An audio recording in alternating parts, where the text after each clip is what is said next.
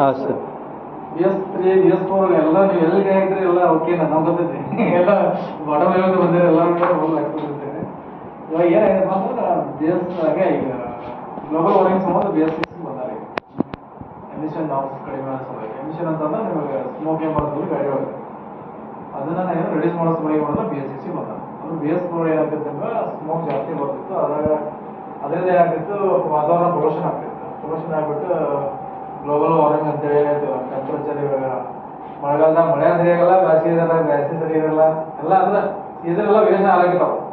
ಅದು ಸ್ವಲ್ಪ ಇವಾಗ ಗೌರ್ಮೆಂಟ್ ಏನು ಮಾಡಿದಪ್ಪ ಅಂದ್ರೆ ಇದು BS6 ಡ್ರಾಲ್ ಸ್ಟೇಜ್ 6 ಅಂತ ತಿಳ್ಕೊಂಡು ಏನು ಮಾಡಲ್ಲ ಒಂದು ಎಲಿಮೆಂಟ್ ಇಂಪ್ಲಿಮೆಂಟ್ ಮಾಡೋದಾಗ BS6 ಎಂಜಿನ್ ಒಳಗೆ BS6 ಸೈಲೆನ್ಸರ್ ಅಂತ ಹೇಳ್ತಾರೆ, ATS ಅಂತೀವಿ, ಆಫ್ಟರ್ ಟ್ರೀಟ್ಮೆಂಟ್ ಸಿಸ್ಟಮ್ ಅಂತ ಹೇಳ್ತೀವಿ.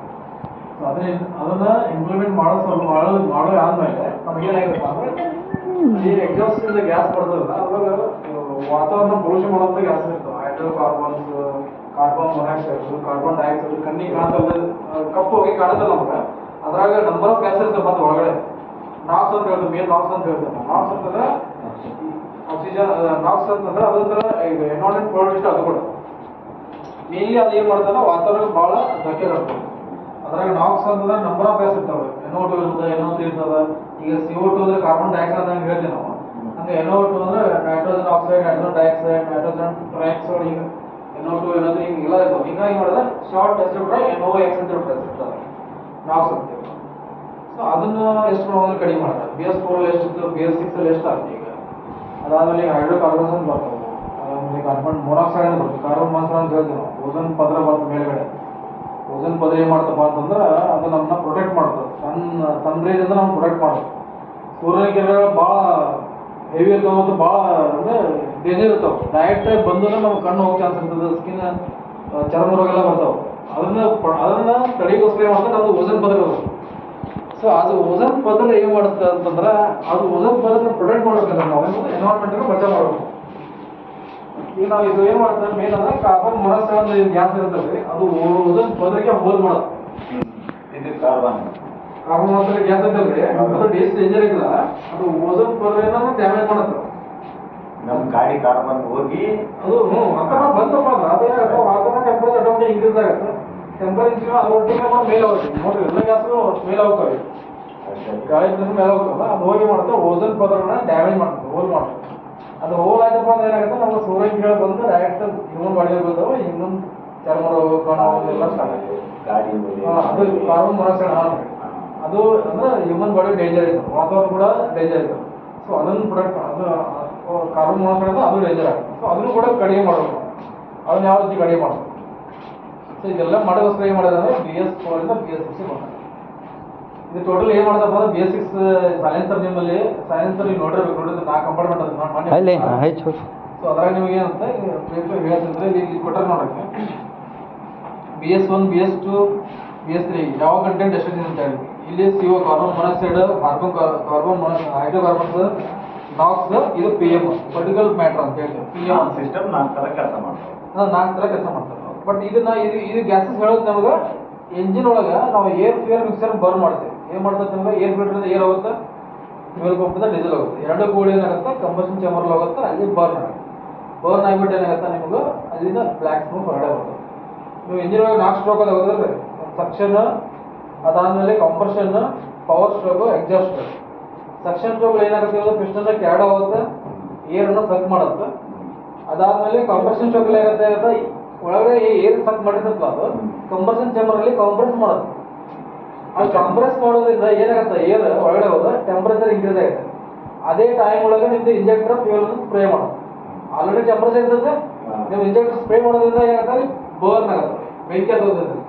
ಬೆಂಕಿ ಹತ್ಕೊಂಡು ಏನಾಗುತ್ತೆ ಪಿಸ್ಟನ್ ಕೆಳಗಡೆ ಪ್ರೆಸ್ ಮಾಡುತ್ತೆ, ಅದು ಪವರ್ ಸ್ಟ್ರೋಕ್. ಪಿಸ್ಟನ್ ಕೆಳಗಡೆ ಹೋಗುತ್ತೆ. ಅದಾದ್ಮೇಲೆ ಪವರ್ ಸ್ಟ್ರೋಕ್ ಆದ್ಮೇಲೆ ಎಕ್ಸಾಸ್ಟ್ ಇರುತ್ತೆ, ಒಳಗೆ ಗ್ಯಾಸ್ ಇರುತ್ತೆ. ಅದು ಮತ್ತೆ ಮ್ಯಾಗ ಹೋದಪ್ಪ ಅಂದ್ರೆ ಎಕ್ಸಾಸ್ಟ್ ಸ್ಟ್ರೋಕ್ ಅಂತ ಹೇಳ್ತೀವಿ. ಅದೇ ಮಾಡ್ತಾರೆ ಒಳಗಡೆ ಸುಟ್ಟು ಗ್ಯಾಸ್ ಇರುತ್ತಲ್ಲ ಅದನ್ನ ಎಕ್ಸಾಸ್ಟ್ ಸ್ಟ್ರೋಕ್ ಓಪನ್ ಆಗಿಬಿಟ್ಟು ಹೊರಗಡೆ ಬರುತ್ತೆ. ಅದು ಏನು ಮಾಡುತ್ತೆ ಎಕ್ಸಾಸ್ಟ್ ಮ್ಯಾನಿಫೋಲ್ಡ್ ಇಂದ ನಿಮ್ಮ ಸೈಲೆನ್ಸರ್ ಹೊರಗಡೆ ಬರ್ತದೆ. ಅದೇ ಈ ಥರ ಪ್ರೊಸೆಸ್ ಇದೆ ಇಂಜಿನ್ ಒಳಗೆ. ಏರ್ ಫ್ಯೂಯಲ್ ಮಿಕ್ಸರ್ ಬರ್ನ್ ಆಗುತ್ತೆ, ಹೊರಗಡೆ ಗ್ಯಾಸ್ ಬರುತ್ತೆ. ಏರ್ ಫ್ಯೂಯಲ್ ಮಿಕ್ಸರ್ ಬರ್ನ್ ಆಯ್ತಪ್ಪ ಇವು 4 ಗ್ಯಾಸ್ ಪ್ರೊಡ್ಯೂಸ್ ಆಗ್ತವೆ. ನಾವು ಈ 4 ಗ್ಯಾಸ್ ರಿಲೀಸ್ ಆಗ್ತಾವೆ. ಅಷ್ಟು ಒಳಗೆ ಬರ್ನ್ ಆಗ್ತಾವೆ, ರಿಲೀಸ್ ಆಗ್ತವೆ. One by one just gas ಒಳಗೆ ಇರ್ತಾರೆ ಎಲ್ಲರೂ ಕೂಡ. ಮತ್ತು ಒಂದು ಈ ಕರ್ನಾಟಕ ಗ್ಯಾಸ್ ಬರ್ತದೆ, ಕರಿದು ಕಪ್ಪು ಗ್ಯಾಸ್ ಬರ್ತಲ್ಲ, ಒಳಗೆ ಇವೆಲ್ಲ ಇರ್ತಾವೆ, ಹಾಗೂ ಗ್ಯಾಸ್ ಇರ್ತಾವೆ, ಹಾಗೂ ಗ್ಯಾಸ್ ಇರ್ತಾವೆ. ಅಂದರೆ ಅಲ್ಲಿ ಏನು ಫ್ಯೂಯಲ್ ಮಿಕ್ಸ್ಚರ್ ಬರ್ನ್ ಆಗುತ್ತೆ, ಬರ್ನ್ ಆಗಿಬಿಟ್ಟು ಇವೆಲ್ಲ ಸ್ಮೋಕ್ ಒಳಗೆ ಇಷ್ಟೆಲ್ಲ ಗ್ಯಾಸ್ ಇರ್ತಾವೆ. ಇವೆಲ್ಲ ಗ್ಯಾಸ್ ಏನೇನು ನಾ ಹೇಳಿದ್ವಿ ಆಗಲಿ, ಕಾರ್ಬನ್ ಮೊನಾಕ್ಸೈಡ್ ಬಂದ್ಬಿಟ್ಟು ನಾವು ಓಝೋನ್ ಪದರನ ಹೋಲ್ ಮಾಡುತ್ತೆ, ಈ ಹೈಡ್ರೋಕಾರ್ಬನ್ಸ್ ವಾತಾವರಣ ಪೊಲ್ಯೂಷನ್ ಮಾಡುತ್ತೆ, ಇದು ನಾಕ್ಸ್ ಬಂದ್ಬಿಟ್ಟು ನಮಗೂ ಡೇಂಜರ್. ನಾವು ಈಗ ವಾಸನೆ ಮಾಡ್ತೀವಲ್ಲ, ಉಸಿರಾಡಿಸ್ತೀವಲ್ಲ, ಲಂಗ್ಸ್ ಎಲ್ಲ ಬರ್ತಾವೆ. ಅದಾದ್ರೆ ಪರ್ಟಿಕ್ಯುಲರ್ ಮ್ಯಾಟರ್ ಅಂತ, ಇದು ಕಣ್ಣಿಗೆ ಕೂಡ ಎಫೆಕ್ಟ್ ಅದು. ನೀವು ಪರ್ಟಿಕ್ಯುಲರ್ ಮ್ಯಾಟರ್ ಅಂತಂದ್ರೆ ನೀವು ಸೈಲೆನ್ಸರ್ ಕಪ್ಪು ಇರುತ್ತೆ ನೋಡ್ರಿ, ಆ್ಯಶ್ ಬೆಳಗ್ಗೆ ಮತ್ತೆ ಕಪ್ಪು ಎರಡು ಟೈಪ್ ಇರ್ತದೆ. ಪರ್ಟಿಕ್ಯುಲರ್ ಮ್ಯಾಟರ್ ಅದೇ ಜವಾಬ್ ಸೂಟ್ ಅಂತ ಹೇಳ್ತಾರೆ ಅವರು, ಕಪ್ಪು ಇರುತ್ತೆ ಅದು ಬೂದಿಗೆ ತಿರುತ್ತಲ್ಲ, ಅದೇ ಪರ್ಟಿಕ್ಯುಲರ್ ಮ್ಯಾಟರ್.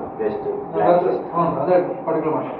ಸೊ ಇದೆಲ್ಲ ಕ್ರಮೇಣ ಕಡಿಮೆ ಆಗೋದು ಬಂದ ಎಲ್ಲ ಕಂಟೆಂಟ್. ಫಸ್ಟ್ಗೆ ನೋಡಿ 1991 ಒಳಗೆ 14% ಇತ್ತು, kilograms per kilowatt hour ಅಂತ ಹೇಳಿದ್ರೆ ಕ್ಯಾಲ್ಕುಲೇಷನ್ 14 ಇತ್ತು. ಇಲ್ಲಿ ಬಂದ ತಕ್ಷಣ ಎಷ್ಟಾಗೈತೆ ನೋಡಿ, BS6 ಒಳಗೆ 1.5 ಆಗೈತೆ. ಅಂದ್ರೆ ವರ್ಷ ಒಂದೊಂದು ಟೆಕ್ನಾಲಜಿ ಇಂಪ್ರೂವ್ಮೆಂಟ್ ಆಗೋದು ಬಂದಾರೆ. BS1, BS2, BS3, BS4 ಇರ್ಬೇಕು. ಸೊ ನೀವು BS4 ಇಂದ BS6 ಹೇಳೋದಾದ್ರೆ ನಿಮಗೆ BS4 ಎಷ್ಟು ನಿಮಗೆ 1.5 ಇತ್ತು, 1.5 ಆಯಿತು. ನೀವು ಹೇಳಿದ್ರಲ್ಲ 1.5 BS4 ಪ್ಲಸ್ BS6 ಸೇಮ್. ನಮಗೆ ಡ್ರಾಸ್ಟಿಕ್ಲಿ ಏನು ಚೇಂಜ್ ಮಾಡಿದ್ರೆ ಅಂತಂದ್ರೆ ನಾಕ್ಸ್ನ ಭಾಳ ಚೇಂಜ್ ಮಾಡಿದ್ರು. ನಾಕ್ಸ್ ನೋಡ್ರಿ 3.5 ಇದೆ, 0.4 ಮೇನ್ ಕಂಟೆಂಟ್ ಇದೆ ನಮ್ಗೆ ನಾಕ್ಸ್.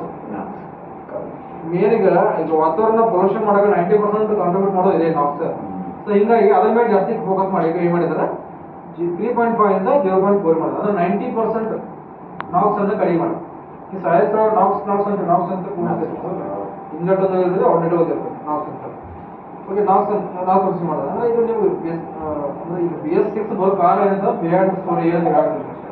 ಅಂದ್ರೆ ಇದನ್ನ ಎಲ್ಲ ಎನ್ವೈರನ್ಮೆಂಟ್ ಬಚಾವ್ ಮಾಡೋ ಸಲುವಾಗಿ ಏನು ಮಾಡಿದ್ರೆ ABS ಅಂತ.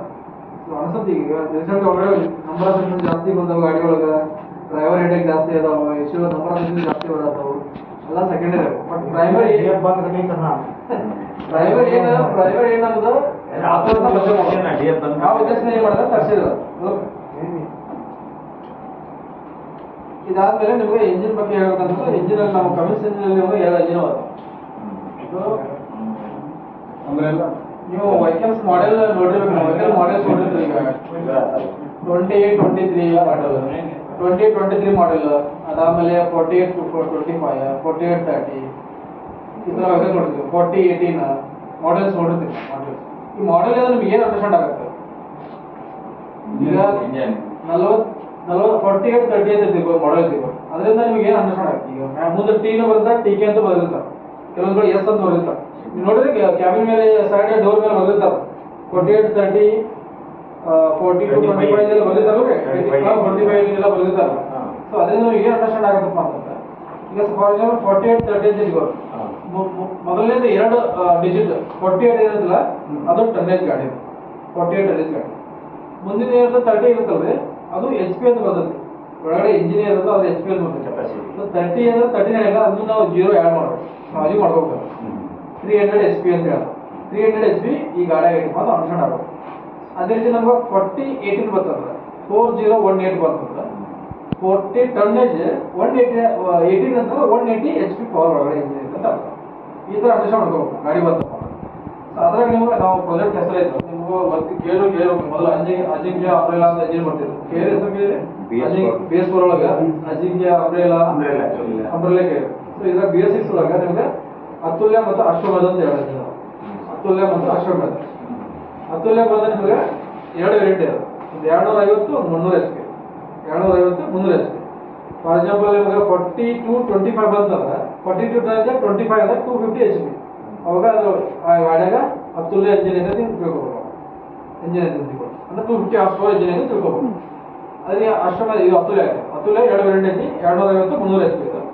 ಅದಾದ್ಮೇಲೆ ಅಶ್ವಮೇಧ ಬಂದು 180, 220, 180, 220 2 ವೇರಿಯಂಟ್ ಅದಾವ. 180 HP, 220 HP ಅತುಲ್ಯ ಅಂತ ಅಶ್ವಮೇಧ. ಎರಡು ಕೂಡ ಪವರಲ್ಲಿ HP ಅದು ಅತುಲ್ಯ ಬಂದು ಜಾಸ್ತಿ ಇದೆ, 250, 300 ಇದೆ. ಇದು ಅಶ್ವಮೇಧ ಬಂದ್ಬಿಟ್ಟು 180, 220 ಇದೆ. ಅಂದ್ರೆ ನೀವು ಲೀಟರ್ ಹೊಡೆಯಬೇಕಲ್ಲ, ಅದು ಅತುಲ್ಯ ಬಂದು 6.7 ಲೀಟರ್ ಅಂತ ಹೇಳ್ತೀವಿ, 6.7 ಲೀಟರ್ ಇದೆ.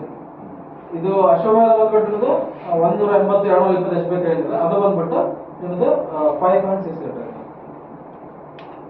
2 ಇಂಜಿನ್ ಕಮಿಸಿದೆ. ಕಮಿಸಿದಾಗ ಸ್ಟಾರ್ಟ್ ಮಾಡ್ತೀವಿ ಗಾಡಿ, ರೇಸ್ ಆಗಬೇಕು ಡೌನ್ ಆಗಬೇಕು, ರೇಸ್ ಆಗಬೇಕು ಡೌನ್ ಆಗಬೇಕು, ಆ ಥರ ಕೆಲವೊಂದು 3-4 ಗಾಡಿ ಪ್ರಾಬ್ಲಮ್ ಇದಾವೆ. ಅದಕ್ಕೆ ಮೇನ್ ಕಾರಣ ಅಂದ್ರೆ ಆಟೋಮೆಟಿಕ್ ಯಾವ basics base bore base bore ಅದ್ರಾಗ ಇಟಿವಲೆ ಬರಲ್ಲ, ಬರಲ್ಲ. ಫ್ಯೂಯಲ್ ಡೆಲಿವರಿ ಒಳಗೆ ಚೆಕ್ ಮಾಡಬೇಕಾದ್ರೆ ಇವಾಗ ಫ್ಯೂಯಲ್ ನಾವು ಟೂಲ್ ಕ್ಲೈಂಟ್ ಮಾಡಿದೇವಂದ್ರೆ ಫ್ಯೂಯಲ್ ಅಲ್ಲಿ 2 ಟೈಪ್ ಅದು, ಒಂದು ಕಮಾಂಡೆಡ್ ಒಂದು ವಿಜುವಲ್ ಅಂತ ಹೇಳ್ತಾರೆ, 2 ಪ್ಯಾರಾಮೀಟರ್ ಇರ್ತವೆ. ಇವಾಗ ಏನು ಮಾಡುತ್ತೆ ಗಾಡಿ ಅಂತಂದ್ರೆ ನಿಮ್ದು ECU ಏನು ಮಾಡುತ್ತೆ, ಇಷ್ಟು ರಿಕ್ವೈರ್ಮೆಂಟ್ ಇದೆ ಕಮೆಂಟ್ ಕಳಿಸುತ್ತೆ ಪಂಪಿಗೆ. ಪಂಪ್ ಅಷ್ಟು ಅಮೌಂಟ್ ಆಫ್ ಫ್ಯೂಯಲ್ ಕೊಡಬೇಕು. ಕೊಡಲಿಲ್ಲ ಅಂತ ಏನಾಗುತ್ತೆ ನಿಮ್ದು ಅಲ್ಲಿ ವಿಜುವಲ್ ಅಂತ ವ್ಯಾಲ್ಯೂ ಬರ್ತದೆ. ಸಪೋಸ್ ECU ನಮ್ಗೆ ಈಗ 10 ಗ್ರಾಮ್ ನಮ್ಗೆ ಡೀಸೆಲ್ ಬೇಕಂತ ECU ಕಮೆಂಟ್ ಕಳಿಸುತ್ತೆ. ಸೊ ಅದು ಫ್ಯೂಯಲ್ ಪಂಪ್ 10 ಗ್ರಾಮ್ ಕಳಿಸ್ತಪ್ಪ ಅಂತಂದ್ರೆ ಓಕೆ ರನ್ನಿಂಗ್ ಚೆನ್ನಾಗಿ ಹೋಗುತ್ತೆ. ಅದು ಕಳಿಸ್ಲಿಲ್ಲ ನಮ್ಗೆ 5 ಗ್ರಾಮ್ದು 4 ಗ್ರಾಮ್ ಕಳ್ಸತ್ತಪ್ಪ ಅಂದ್ರೆ ಅವಾಗ ಏನಾಗುತ್ತೆ ಪವರ್ ನಮ್ಮ ರಿಕಾರ್ಡ್ ಪವರ್ ಬರಲ್ಲ. ನೀವು ಹಂಟಿಂಗ್ ಇಸು ನೀವು ಏನು ರೇಸ್ ಆಗತ್ತಲ್ಲ, ರೇಸ್ ಆಗತ್ತಪ್ಪ ಅಂದ್ರೆ ನಮ್ಗೆ ಏರ್ ಟ್ರಪ್ ಒಂದು ಹೇಳ್ತಿಲ್ಲ ಅಂತ ಫ್ಯೂಯಲ್ ಡೆಲಿವರಿ ಆಗ್ತದೆ. ಈಗ ಇಂಜೆಕ್ಟರ್ ಪಂಪಲ್ಲಿ ಫ್ಯೂಯಲ್ ಡೆಲಿವರಿ ವಾಲ್ ಅಂತ ಇರ್ತಾವೆ, ಗಾಡಿ ಪಿಕಪ್ ಅಂತದ್ದು ಮೈಲೇಜ್ 100% ಆಗುತ್ತೆ. ನೀವು ಸ್ಟ್ಯಾಂಡಿಂಗ್ ಒಳಗೆ ಫಸ್ಟಿಗೆ ವಾರ್ಮಪ್ ಗಾಡಿ ಒಂದು ವಾರ್ಮಪ್ ಆದ್ಮೇಲೆ ಅದೇ ಥರ ಮಾಡಕತ್ತಿತ್ತಪ್ಪ ಅಂದ್ರೆ 100% ಇಶ್ಯೂ ಇರ್ತೈತೆ ಅಂತ. ವಾರ್ಮಪ್ ಆದ್ಮೇಲೆ ಸ್ಟಡಿ ಆಯ್ತಪ್ಪ ಏನು ಪ್ರಾಬ್ಲಮ್ ಎಡಿಟ್ ಮಾಡಿಲ್ಲ ಕ್ರಾಂಕ್ ಸೆನ್ಸರ್ ಎಲ್ಲ ಮಾಡಿಬಿಟ್ರು ಅವ್ರು ಲಾಸ್ಟಿಗೆ. ಆ ಥರ ರೇಸ್ ಹೋಗೋದು ಇಂಜಿನ್ ಮಾಡಿಬಿಟ್ರು ಲಾಸ್ಟಿಗೆ ಅವರು. ಮತ್ತೆ ಇನ್ನೊಂದು ಏನಂತಂದ್ರೆ ನಿಮ್ದು ಸ್ಪೀಡ್ ಸೆನ್ಸಿಂಗ್ ಇರ್ತದೆ. ಕ್ರ್ಯಾಂಕ್ ಅಲ್ಲಿ ಒಂದು ಫ್ಲೈಲ್ ಮೇಲೆ ಒಂದು ಸ್ಟೋನ್ ವೀಲ್ ಅಂತ ಹೇಳ್ತೀವಿ ನಾವು. ಒಂದು ಫ್ಲೈಲ್ ಮೇಲೆ ಒಂದು ಹಿಂದೆ ಪಟ್ಟಿ ಕಟ್ಟಿ ಪ್ಲೇಟ್ ಇರುತ್ತೆ ನೋಡ್ರಿ, ಫ್ಲೈಲ್ ಡ್ಯಾಂಪರ್ ಹಿಂದ್ಗಡೆ, ಸಾರಿ ಡ್ಯಾಂಪರ್ ಹಿಂದೆ ಒಂದು ಪಟ್ಟಿ ಕಟ್ಟಿ ಇರುತ್ತೆ ನೋಡ್ರಿ, ಕ್ರ್ಯಾಂಕ್ ಸೆನ್ಸರ್ ಕೊಡುತ್ತೆ, ಪಟ್ಟಿ ಇರುತ್ತೆ, ಅದು ಸೆನ್ಸ್ ಮಾಡುತ್ತೆ.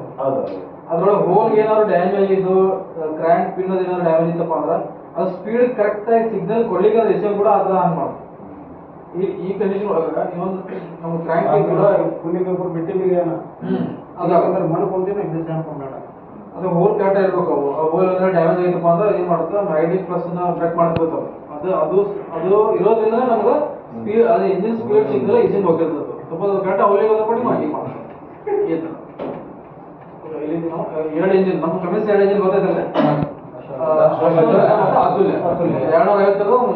300 HP ಇದು ಅತುಲ್ಯ, 180 220 ಅಷ್ಟರ ಮೇಲೆ 5.6 ಲೀಟರ್ 6.7 2.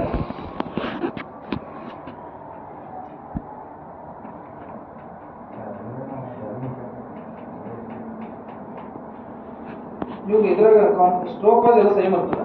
ಈಗ ಫೈರಿಂಗ್ ಆರ್ಡರ್ ಎಲ್ಲ ಸೇಮ್ 15634 ಫೈರಿಂಗ್ ಆರ್ಡರ್ ಬರ್ತದೆ 15364 ಎಲ್ಲ ಸೇಮ್. ಫೈರಿಂಗ್ ಆರ್ಡರ್ 1 BS6 ಬಂದ್ರೆ ಎಲ್ಲ ಸೇಮ್, ಎಲ್ಲ ಸೇಮ್ ಬರ್ತದೆ.